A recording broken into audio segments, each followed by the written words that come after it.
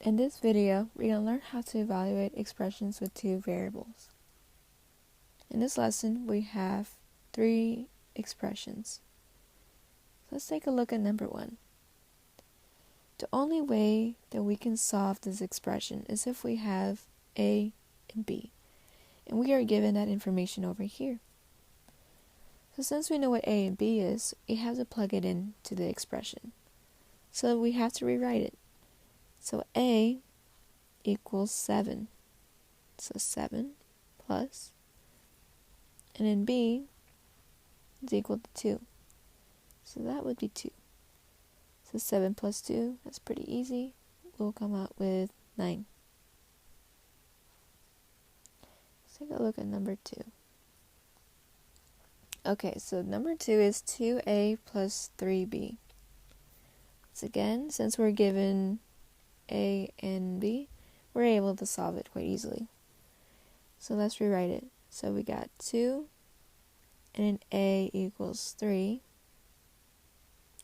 plus b, and b equals 1.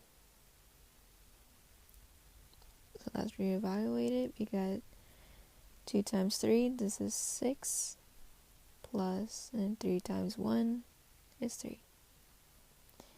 6 plus 3 is 9. Okay, let's scroll to the last problem. So since we have x and y, we're able to solve it. Let's plug it in. We got x is equal to 2. We have y equal to 3.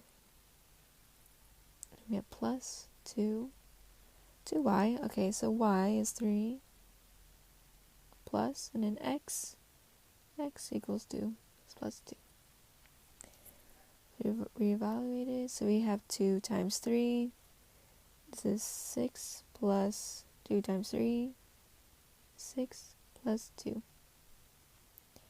So 6 plus 6 is 12, and 12 plus 2 is 14. So this expression equals 14. Let's do a bonus question here. I mean, it's the same question, but we're going to change the signs a bit. Let me erase this. So what happens if, let's see, what if y equals negative 3?